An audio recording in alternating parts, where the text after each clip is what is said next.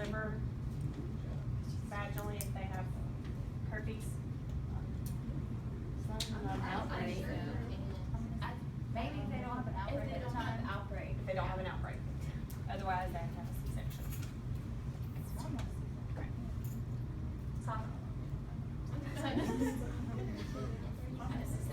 Chlamydia and gonorrhea can both be treated with Zithromax or doxycycline.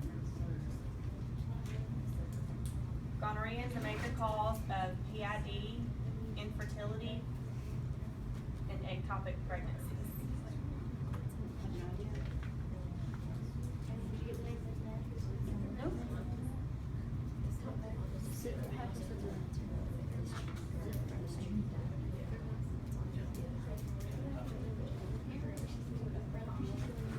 A good rule of thumb, when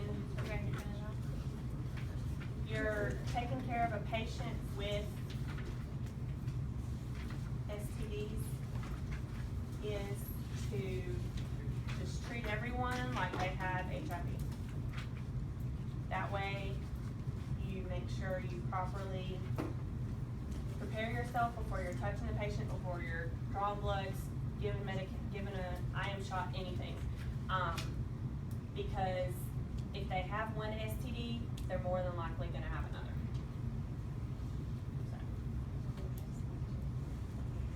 So, don't just think, oh, this patient just has gonorrhea. All right. Any questions? About the,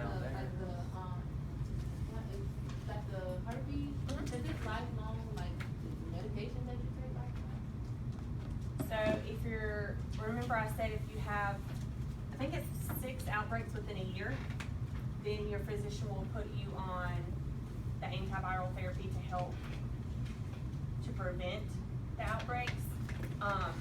But other than that, you're only gonna take the medications when you're having an outbreak. Does that help? When you,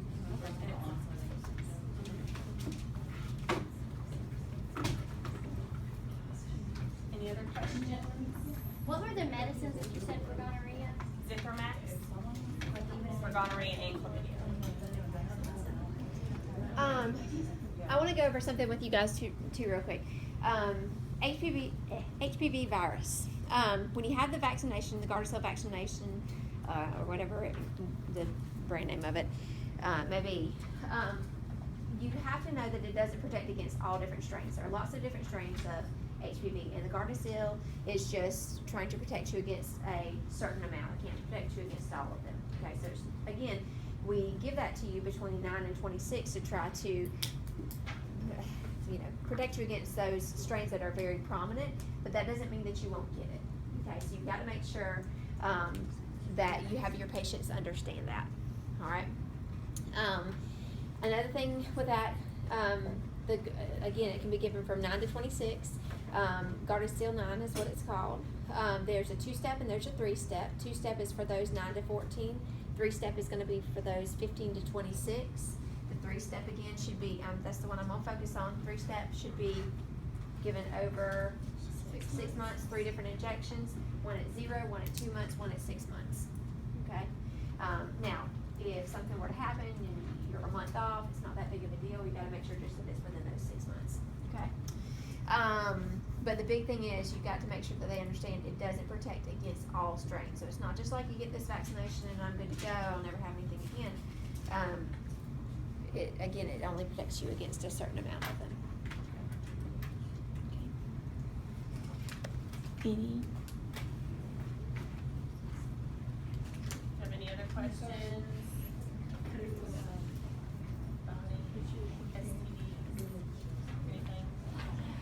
The anatomy and physiology that goes with this reproductive system, y'all should know from your A&P classes, but do review it to make sure you're understanding everything. It's sad how we don't know their anatomy. Like I remember going to high. It really is. It is. a lot of women don't know that they have two different holes. Yeah, that's what I'm saying. Like in high school, there was an 18-year-old girl who did not know. She thought you peed out of your vagina. I was like, no, honey. I've had that conversation many a time. With women who are way older than 18. Yeah. Yes. To multiple generations of women who were shocked. Mom and daughters. Wow. What? And another thing with that you're teaching your patients about their self-breast exams and the men about their self-testicular exams is we know our own body best. So if we feel something or see something that we think is not right, don't take yourself for granted and don't just say, oh, that's probably nothing. Go get it seen about, because the longer you put it off, the more it grows. So, And with your self-breast exam, I can't talk today, guys. Your self-breast exams, guys, too. Can guys get breast cancer? Yes. Okay, let's just don't forget that. All right, so what you're looking for there, you want to note when you're feeling around about what does the mass feel like? Is it mobile? Is it non-mobile? So if it's mobile, moves around, that's usually a good thing. Non-mobile, it's in one place, it's typically not a good thing. Is it tender? Is it not tender? Tender a lot of times is usually a good thing. Usually it's fibrocystic breast issues, but not 100%, because if it's advanced cancer, it can be tender. Generally, if it's non-tender, that would be more worrisome, but not always. You also, we want to know, is it very circumscribed? Can you feel it, or get your fingers around it?